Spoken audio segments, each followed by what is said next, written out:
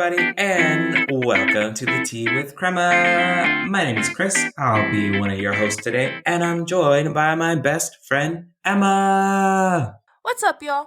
Our episode today is low-key a topic that, probably should have been earlier in the season, just based on, the theme that we had for several of our rapid-fire questions for quite some time. And so we'll be talking about the show Naked and Afraid and survival situations, because I don't know what that has to do with self-care, but Emma and I spend a very large amount of time figuring out how well we would do in a survival type situation. So sometimes apocalypse style, sometimes deserted island. And so talking about the show that kind of inspires some of those conversations today, a big part of how we spend some of our free time. So finally diving into Naked and Afraid, just some of our experiences, our inspirations, what we've learned about ourselves and others, thoughts, opinions, just random things about a show that some people have probably heard of. You've probably seen an episode or two in passing. It's been around for 16 seasons, so quite a few years, but That's a lot. Yeah, I've recently started just watching all of them. It's fine. It's great. I really enjoy the show. But before we begin, Emma, what tea did you bring today? Today, I just brought a regular green tea. I need a little bit of a caffeine boost. If you listen to our last episode, you know I'm training for a marathon. So after we're done recording, my husband and I are going to go for a run. So I need a little bit of energy, though. What are you drinking today? Today, I have a butterscotch pie tea from Nelson's Tea, and it describes itself as just like Granny's old recipe, this brew is sweet, smooth, and silky. Caution may be addictive. Oh. You know, one of those high bar setting descriptions. The ingredients were kind of all over the place. I really am unsure what's happening here, because it's saying it's a green rooibos, organic honeybush tea, peanuts are in this tea, butterscotch chips are in this tea, marigold, and natural flavoring. So I'm it's one of those baked good type teas. And sometimes they sell themselves high and then deliver kind of low. I feel like that was a lot of words that not necessarily go together. I feel like they were just words. Was it good though? It's okay. I don't really know. I don't know. It was one of those things sometimes you're oh, this tea, green tea, I'll just put honey in it. Or I can put some lemon in it. You can dress it up a little bit to do something. This one I was do I put milk? Do I put honey? What even flavors do I use to kind of complement the tea? At a base level, it's fine. But I don't know if I would go out of my way. I don't know if I call it addictive, right. Granny's pie, but it's not bad. So, are we ready to jump into this and our favorite / I don't know, again, it has to do with our apocalyptic obsession / survival. I think it's a generational thing. A lot of the books that we read, when I think about it, a lot of books that we read growing up were very dystopian, very post-apocalyptic, a lot of movies, zombie apocalypse type movies. And again, I don't know, maybe movies have always been like this, but I just feel in the past 10, 15 or so years, since my teen years up until this point, it's been a lot of apocalypse-centric media. Right. And so that's why I'm kind of how long would I survive? That's the thing, though. I watch these shows. So specifically, right, we're talking about Naked and Afraid. And if you're from the US, you know that Discovery Channel will do just marathons of Naked and Afraid on Saturdays and Sundays. There's been many a weekend where my mom and I will just put on Naked and Afraid and just watch it. And just we'll be doing other things in the background, but we'll just watch it continuously for 12, 13 hours of just Naked and Afraid. And I think it's because every episode is different, or not different, but it's a different set of people every time. Most times, right? There's very rarely a 2-parter or more than that. But yeah, I could just sit there and I could watch it. And I would like to say that most time I'm pretty on the nose of okay, are they going to make it or are they not going to make it? But a lot of times it's the ones you think that aren't going to make it that end up having such strong willpower and mental capacity that they end up making it very far. So if you're unfamiliar with Naked and Afraid, at the beginning of every show, while they're doing their introductions of the people who are about to be introduced to each other, they have something called a PSR system, which is a Primitive survival rating. so this is based on a bunch of different things. It's based on your like psychological well-being and like mental preparedness. It's based on like your own like basic bushcraft and survival instincts, and it's based on your athleticism. So there's like a whole bunch of different things that go into making this rating. So let's start there. What would be your PSR, Chris? Well, on a scale of 0 to 10, with 0 being immediate death and 10 being can survive anywhere in any situation, I would say I would give myself like a solid like 2 or 3. Mostly because like I really feel like I have the mental fortitude and tenacity to do something for a really long time, but like don't have any actual practical skills. Right. So could only survive so long as the other person, like if they told me what to do, I got you. Like go cut down that tree. Good team I'll figure player. it out. You know, I am a team player. But like what am I bringing to the equation? Like a can-do attitude. Which honestly, I'm not even sure like how long that's gonna last because you know you get hangry on the show. So I would have to give myself like a solid like 2 or 3 because I would try my best. Right. Yes. I think I would say the same thing for myself. Like I would give myself like a 3 or I would even go up to say like even a 4. But again, like I'm just there for the vibes. Like Chris and I could not be put in together because then we would immediately die. I think he and I bring the same amount of skill set and would be great partners to someone else.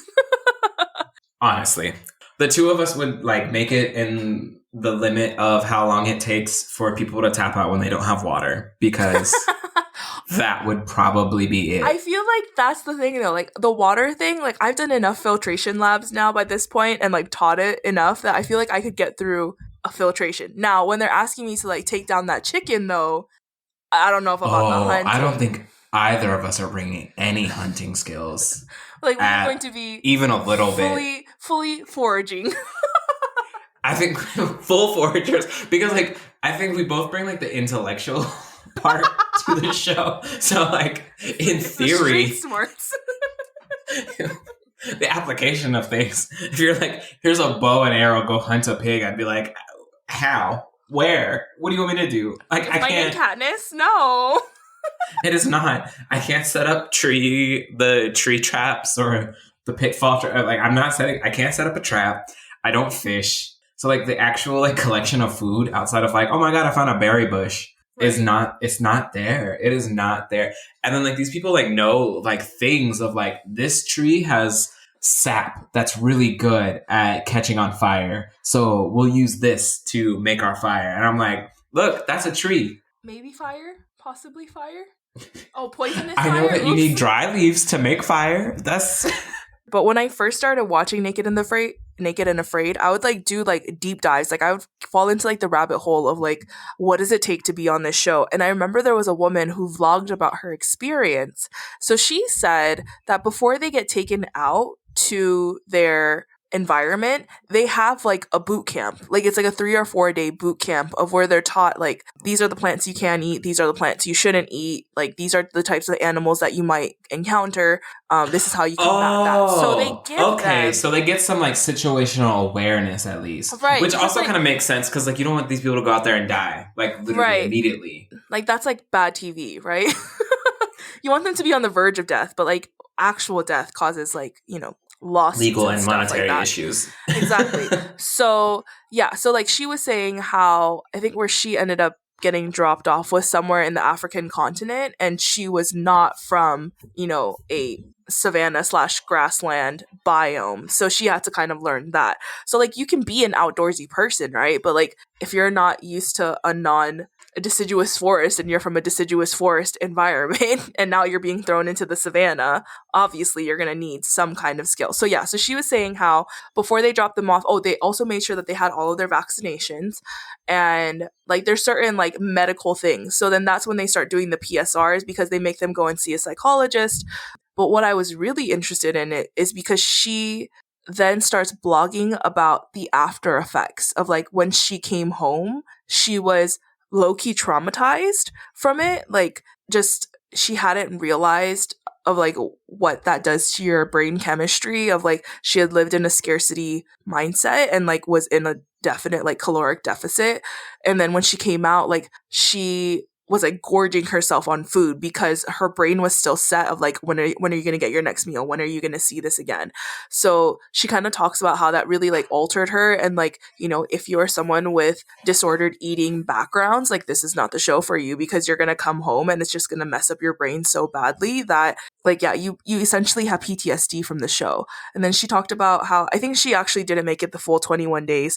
She ended up getting some kind of infection from a bug bite that she had to be escorted out. And I think she made it like 14 days though, which I was like, you know, 14 is a lot longer than I think I would make it. So props to her. I think I could definitely do, because sometimes they do the fan episodes. Right. And they don't do the full 21. I think they just do 14 days. And so I was like, okay, I would definitely be like a fun fan episode kind of person, because they get the survival skills boot camp. Yeah. Whereas I think these individuals who are theoretically coming with survival skills are just getting a like lay of the land type boot camp. Right. Like you're about to get dropped off into this place, please avoid this snake kind of thing. Or like, because I will say that like, I have noticed now that you're saying it, it makes sense. Because like they'll get dropped off in these locations and be like talking about certain like flora and fauna. And I'm like, but like, how did you actually know that? Because like, that's not a fact that I would just know outside of watching this show specifically. Like, why do you know about that? There's that snake in Central America that they mention like at least once a season, because the producer got bit by it that one time and was hospitalized. And then like they were like, okay, well, we have to be very cautious of this snake because like it will try to kill you, because it did try to take one of the producers of the show out. And that's the thing too, right? It's like, it's not just you being naked and afraid. There's people out there. Like the producers. There's a camera crew. They're also out there struggling too. They're not naked or afraid, but they're probably afraid. Because I watched like the behind the scenes stuff. There was a time, because they go out before the people do to kind of like just check like the base suitability of these locations apparently, and like, you know, can they actually record? Can people even like find the basic things out there? Because again, it's not good TV to like put people in a like desert for 21 days, because like in actually dangerous situations. Or like unrealistic in terms of survival. Like there's literally nothing in the middle of the Sahara Desert. You would not survive. Like you just couldn't. But there was that time that, you know, the producer got bit by the snake. There was the time that they got attacked by the killer bees or the honey bee, like some really aggressive bees, and like the whole crew got taken out. And so I will say that like it was interesting watching that perspective as well, because yes, you're not like completely out there alone. Like there is the cast and crew that don't really intervene, but watching like to just know that like nature does not care about any person that's out there. Like it's not just because you're naked and afraid that like nature's targeting you. Nature will handle anybody out there. Right. It's like, and it's kind of poetic a little bit, right? It's just like the natural ecosystem. Like the earth, it gives and it takes away, and it does not discriminate about whether or not you've had years and decades of experience versus if you are somebody that's just a fan of the show. Because at this point, I've seen people with experience get taken out day one. Right. That's the one low key, it kind of like is a little bit satisfying when you have those that are like super cocky and like, oh, I'm going to do this, and this. And then they're out in the third day. Just like, oof. Where did they put you in this environment and you were not ready. Right. And it's usually, not always, but it's in the 8 seasons that I've seen, it's almost always the man who shows up and it's just like, I got this. I'm going to be the provider. I got all these skills. I know what I'm doing. And then gets out there and cannot start a fire. And it's always the fire. They can't start that fire, and like their whole ego deflates instantly. And they're like, I can't do anything. And they just sit in their shelter for the next like week. And then the woman finally figures out the fire. And then they're like, some men are like, okay, fine, whatever, we'll survive. And then some men are like, just useless for the remainder of the period. Like, it's just like, this is wild to me. One of my favorite episodes, and I like could not give you a season or even an episode, it's just from my memory because again, Discovery shows it at random, I think. One of my favorite episodes was, there was this man who was like so macho, so all this, all that, I think he came in with like a 9, or no, maybe not a 9 because that's really high. Maybe an 8, like a high 8, and his partner came in with like a high 3. And by the end of it, because he just like could not get over this like mental block, like could not get over being hungry, could not get over being, cold. His ended up dropping, I think, to almost like a 5 or a 6, and she ended up increasing to a 5 or a 6, just like based on like her own like mental fortitude, and was like, and he even says at the end, he was like, yeah, I was not mentally prepared for this, like I would not have survived without her.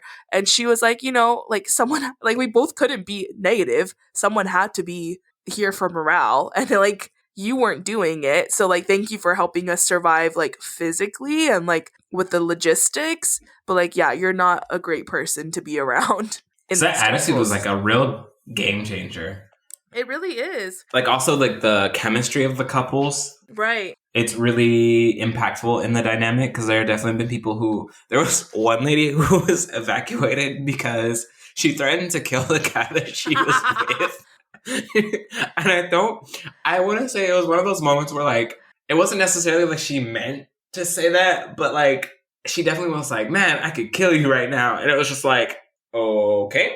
And the producers came in and they're like, ma'am, we're gonna have to take you out of the show because you can't threaten to kill people on the show. On national television. Like, there are certain things you just can't do. Like, they had just irritated each other to the point where she was like, I could kill you. And everyone was like, there's a machete in this episode, so like... And that's a wrap, and you're naked, and there's a machete, and there are some very valuable body parts that just may or may not exist anymore if you keep them together. They had to take her out. They took her out. It was like it was sad, but like... it was one of those times that it was just like, lols, why would you say that? That's really... But like, also, maybe there was like an element of truth to it as well. So, we've kind of talked about, these types of PSRs, like the mental attitude, men having their egos, not always men, but most times, being men. So what is your one survival item? So again, for those of you who are new to the Naked and Afraid lore, you get one item when you come in. And the producers started giving an item too. So essentially couples were coming in with like 3 items. Oh, okay. Well, that's nice. Yeah, because I remember in those first seasons, it was like literally your item and your partner's item. And so if you both brought Firestarter, sorry, you guys are going to have to fashion a pot now. So they don't let people bring the same item. Okay. I don't know how they make sure that doesn't happen. They never really talk about it, but like they don't let people bring the same item. People have brought like personal items. So like people have brought like knives that they've made themselves. One lady brought a magnifying glass from her grandfather. So people bring like different items. It was really fun. People bring duct tape, and the other partners, for anyone who brings duct tape, is always like, are you serious? The most common items are pots, fire starters, and knives. I would say like those are like the 3 very much constantly in rotation. Usually the producers I can't remember what season, but they start giving an item, and usually like if someone doesn't bring a fire starter, like that's kind of their default item, or it's like, or it's the pot, or it's the knife if the other people have not brought it. So I think there's like a certain level of like, you have 3 items and it's usually a knife and a fire starter. Sometimes a pot, sometimes not a pot. What would you bring? I would have to it would probably have to be the fire starter, because I have seen people start fires the other ways, and I just am not sure I know the practicality of it. Also, I am not sure I could do a bow drill. It just does not look like a fun experience. I've seen people do bow drills on that show for like 3 days straight and not get a fire. Right. I think when you see the bow drill episodes versus like the fire starter episodes, you're like, yeah, why wouldn't you bring a fire starter? But there was an episode that I had seen where a girl brought a fire starter but didn't know how to use it.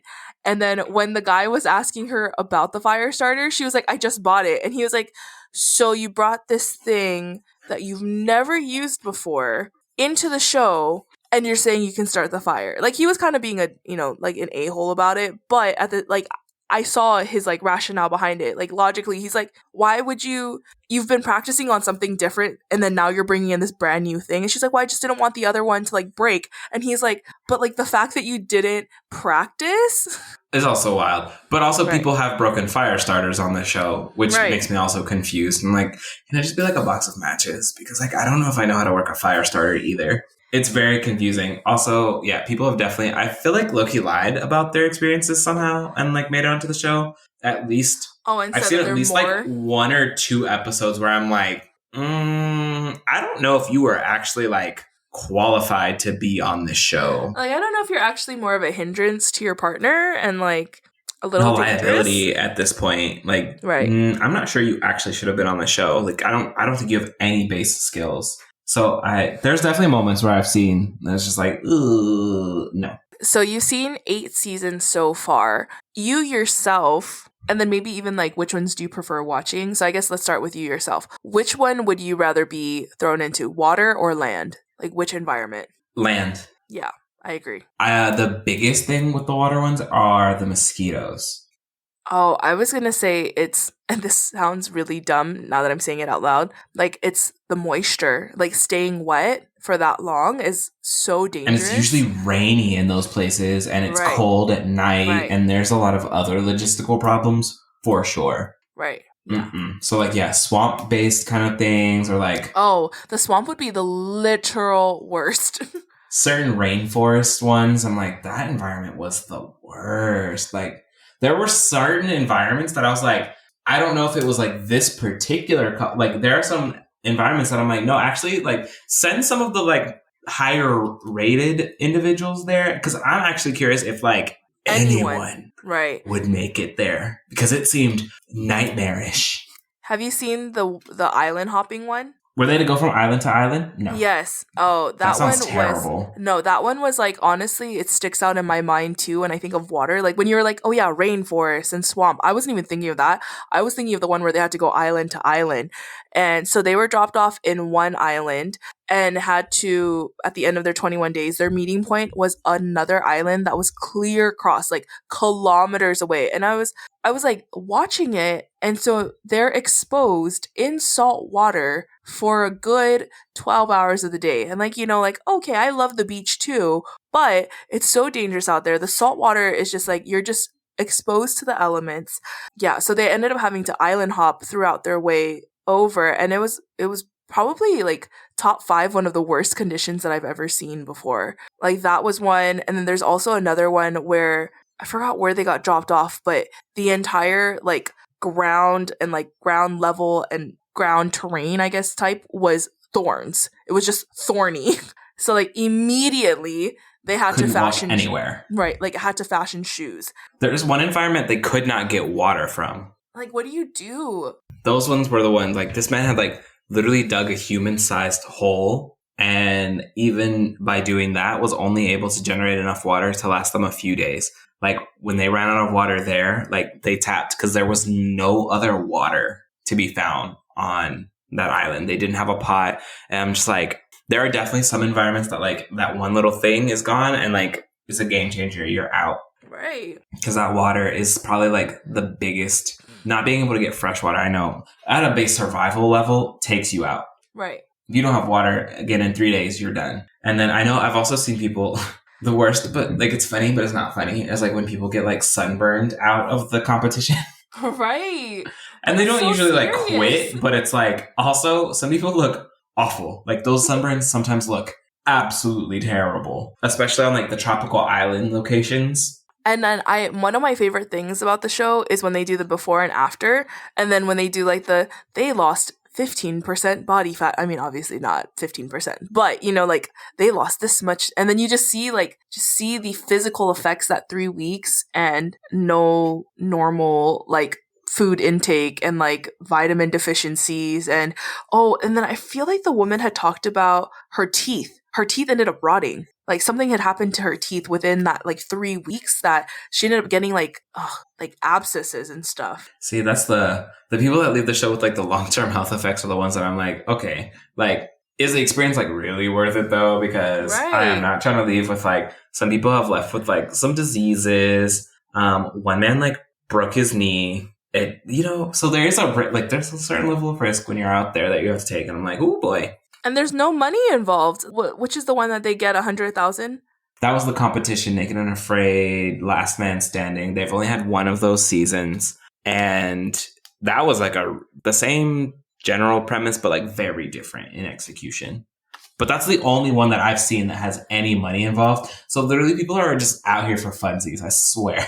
Right. No, I think that's what it is. It's for the glory, right? It's for the fun fact at the party. Like, yeah, I was on Naked and Afraid. Okay, yeah, and now you've shaved off 20 years of your life because you caught a disease in the waterborne areas that, With had been autumn mosquitoes. eradicated. Right. Ugh, I don't know. So what are some of your favorite like episodes that you can think of? I would say one of the ones that I recently saw was like in season 7 towards the end. There was one pairing that they really struggled in the beginning because a lot of the people come from like military backgrounds. I've noticed like a lot of Right. military background Right. individuals. And so like the guy on this one was the one who came from the military background and like, really entered it thinking like hot stuff. Like I got it. I'm going to figure it out. It's going to be great.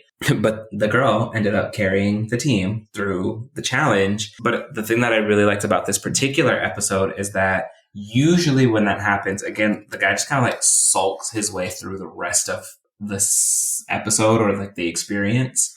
But in this particular case, like the guy like really, I don't know, he just had like this like miraculous turning point where he just like realized like I am actually making this situation much worse. I'm not helping. I'm not contributing. I am just being very negative and I gotta humble myself in this moment. And she's at this time, like she's doing a lot of the things to help us survive. And so like at this point, I kind of have to like default to learning from her as opposed to taking on this like big provider role that I thought I was going to have. And I would say like overall, that seemed like one of the closest set of people. Like they seemed like they got really, really close together. There was one episode that I saw that was like out in Europe. They seemed like they got really close too, but the lady didn't make it because she spilled boiling water on her and had to be medically evacuated for burns. But that one, like, I don't know, that one like tugged on my heartstrings because of why the guy was on there and like they were really bonding and like experiencing some things. Also, that was like almost the only episode that I've seen that took place in Europe, which was odd. It's also very funny. I guess like preconceived notions. So anytime they were like in the States, I'm like, we have wild places out here. We definitely do. They're almost all in the South, but we definitely have some like still wild places. Louisiana, Alabama, Texas has been on there at least twice from what I've seen. Dark, murky water to me is, yeah, that's a no. Like there are so many, I don't know. But I think a lot of them do end up going on to like, this is kind of like spring, for a lot of those that are like survivalists, it kind of like springboards their like either their YouTube channels or their like influencer. Like, so I think that in itself too kind of gives them some street cred or like some credibility. And I will say there are some people that I did watch Naked and Afraid Last One Standing, which was, I think, one of the more recent competition-based ones, which really pulled some of the more popular and successful survivors from multiple seasons. And there are some people that have been on several episodes and seasons across Naked and Afraid history. Right? Mm-hmm. And then, or like not favorites. There's definitely a guy who's like, he's been on there so many times, but like, I feel like no I know one who really you're likes talking him. Jeff, I think his name is. Yes. Yeah, no one likes Jeff apparently. He's kind of arrogant, that's why. But he's like been pretty successful overall. He didn't win the competition. Spoiler alert. My bad, y'all. I don't know if you're going to watch it, but like he did not win. But that particular season, I was like, this is weird. I don't think I like it compared to the regular season. So for the most part, I've only seen 7.5 seasons of the regular Naked and Afraid. I've watched one Naked and Afraid XL, which is where they put like 10-ish people in together. And I only watched that season because it was a continuation from one of the season 7 episode that I really liked. They like ran into the XL team and were given the option to like ran into or like ran into. I really think it was like the quote unquote run into, but they presented it as like random. And I was like, okay, you just put all 12 of these people in the same environment and like, okay. You're like, this seems like it was a convenience. It did work out because on the XL challenge, these are individuals who have been on the show before. I see. So what ended up happening was once you finish, the couple that I enjoyed finished their 21 days as they were moving to their extraction point, ran into the XL group, and then were given the option to stay for the XL challenge, which is 40 days, or Gosh. continue to extraction. And the girl was like, I have done what I said I was going to do. And she left. And the guy was like, okay, I'll take her to extraction, then I'm going to come back. And so he Right. stayed for the 40 days. So interesting, Which though. also, that Excel season, I don't know what the other ones are like, but when I tell you people were dropping like flies, it was wild. Like, I think to make it to 21 days is already super impressive, but to make it a month and some change, I Wow. don't know. That's a lot. That season definitely had one of those ones that was like, he, I guess, had finished his season, so he thought he could talk hot mess about people that did not finish their 21 days, got on the show, and did not finish his 40. That's the one that'll get you. It was fun watching that reunion show because one of the girls was like, so you were mad at me because you were calling me a tapper and a quitter and all this other stuff, because she had been on 2 regular seasons, and didn't make it through either one. What? She got medically evacuated for one of them. And then decided to go on the 40? And then decided to go on the 40 because she was like, I'm going to make it through one of these challenges. Which at least, if like, yeah, so she tapped out twice, right? So if she made She it tapped through once and was medically tapped once. Oh, I mean, but like if she made it the 40 days, then is that not just equivalent to the 2 challenges that she already, Basically. But it was just really funny because, again, he was giving her hotness the whole time about, like, you're a tapper. I don't think you're going to make it. Da, da, da, da. And then she made it. He didn't. And so during the reunion, that was definitely one of those things where it was just kind of like, so what are your thoughts on it now? Because you were saying that people who tap are lame and da, da, da, da, and all this other stuff, and then you quit. And he was just like, well, the usual. So it was very interesting. Overall, I enjoy the show. I don't know why. I really can't tell you why. I just really do. There's just something about it. I think it's in the same way that you really like those Godzilla movies. There's something... I just do. There's just something about chaos that I think just itches your brain a little bit.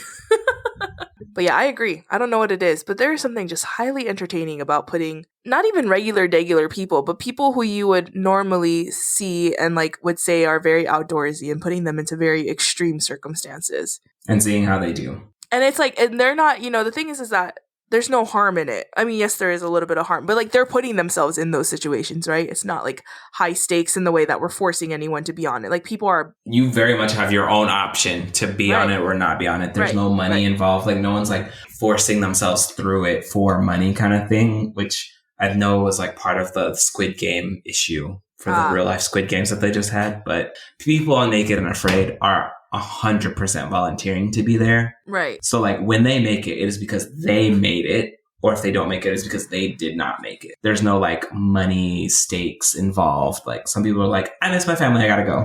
Have you seen that one episode where the guy, I can't remember, one of the partners ended up tapping within like the first 3 days? Mm-hmm. And then they brought in another person. Right. Mm-hmm.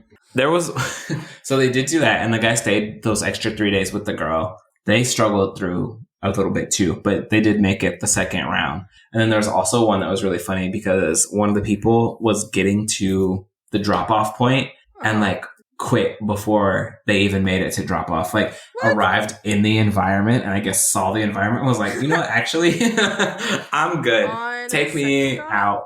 And so then they had to find another person to do the show with that. Which makes me think, like, I wonder if they bring out, like, multiple people and, like, just, like, have an understanding that, okay, like, if we're bringing out 5 of these people, like, only 2 of them are going to get an episode, or something like that. Like, they have to have some kind of contingency plan. It's not like they're just calling them up on the phone and be like, hey, by the way, you're coming out. It makes me wonder, and I'm like, I don't know, do they? Or were they prepping for a different look? Like, I don't know. I don't know, yeah. So I know that, like, it's so funny because when you Google, like, Naked and Afraid, like, behind the scenes or, like, fun facts about Naked and Afraid, the number one thing that pops up is, like, Naked and Afraid is fake or, like, and I think, like, to a level there is probably some, like, TV magic. We see a lot. We don't see a lot, right? This is like a whole 21 days condensed into a 45-minute show. But I feel like the overall, or maybe that's just me who wants to believe that, like the overall messaging is that most of it is real. I could see why people think that because there are definitely some moments where I'm like, oh, y'all just like conveniently found this protein source on day 21, like right before, or on day 18, right before extraction. How interesting. Y'all didn't have no food from day 7. Right. Y'all have not to day 20 in the last and then found it just before extraction. How intriguing. How did that happen? Like, I've had some like questions about how much was like a little bit of TV magic to like kind kind of make sure people actually get through the 21. But like also in the same vein of like, it also wouldn't be as good of a show if people never made it. Right. You need to have that like sense of like, okay, if I were to go on this, like I could make it. Like if you have such a low success rate, people are not going to do it. Am I here to like question the absolute validity of this show? No. I'm gonna keep watching it because it's funny. Top tier entertainment. I think that's what we're at, is that it is entertaining for us. Mm-hmm. Definitely one of those things like you and your mom did, just like put it on and like clean the house kind of thing. Like it just, right. It's good. It's such a good you catch show. The details. It's easy. So overall, do you have a rating for the show? Yeah, I would say it's like a good, like I would give it 4.55. Like there's nothing that like I as a person could never ever do this. So I think it's very entertaining for me to watch. Yeah, like I have no qualms about it. What about you? I would also have to give it 4 to 5 star. Like it's just something. It's very consistent. You know what you're gonna get. It's gonna be a man. It's gonna be a woman. They have 21 days. They got 3 items. The environment's different, but for the most part, like it's the same kind of general process. I just like it. And sometimes some off the wall stuff happens that like really sticks in your mind, and you just like, you would not believe what I just saw on Naked and Afraid. Right. Would I survive? Absolutely not. But I know that about myself. Right. And I do entertain the piece of it. Yeah. Okay. So now it is time for our rapid fire question. What? Okay, I know you're... Okay, so we've gone to karaoke together before, and you kind of sort of sang along. You were more there for the vibes. You are being held hostage, and the only way that you can be let out is if word for word you sing a song. What song is it? Like, to get out of the containment area? Yes, like the hostage taker will release you if you can word for word. Like you get the word wrong, one word wrong, then you're stuck there. There are a few songs that I kind of know that well. Anxiety by Megan Thee Stallion. I'm actually like almost have down 100%. No, you have to get 100%, Christopher. Nah, I feel pretty confident. Like give me like a warm-up round and like I'm pretty sure I can nail that song like the next time. I also know Part of Your World very well. Yep. Any version at this point. Just put one on and I got the words. Right. Key change and everything. I wish I could say like Poor Unfortunate Souls, but honestly like the little ad-libby talky parts I don't quite master. It's not fair because I'm like, but I want to do my own ad-libs in the middle.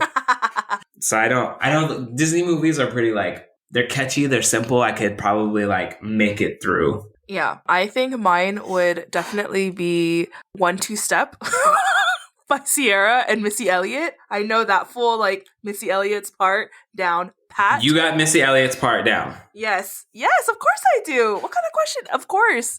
Yes, so that would probably be my, like, number one. And then I think, also, like, Part of Your World, like, Disney-esque songs. I think I could get through it. There's a couple of songs that I have, like, on my go-to karaoke list that I, like, know-ish. So, but then there's times where I'm like at karaoke, I'm like, oh, I didn't realize that was the words.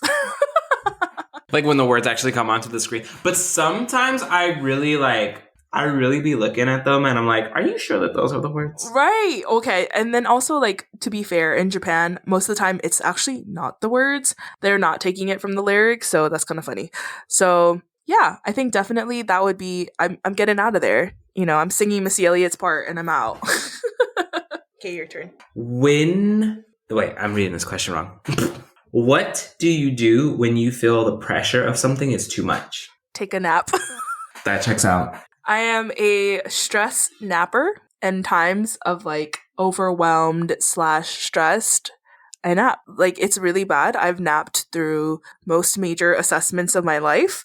It's fine. I've woken up in time to like do things, but yeah, in very stressful situations, I nap. What about you? Eat. I'm a stress eater. Is there a specific food that you lean on when you're stressed?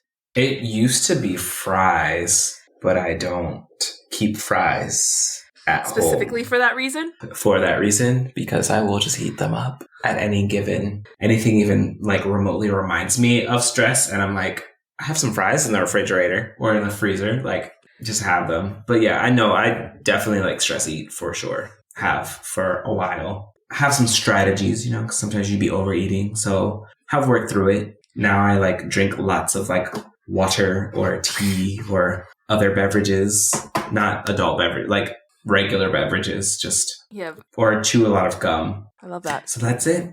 Where can people find the podcast? You can find our podcast on Instagram and Facebook at The Tea with Crema.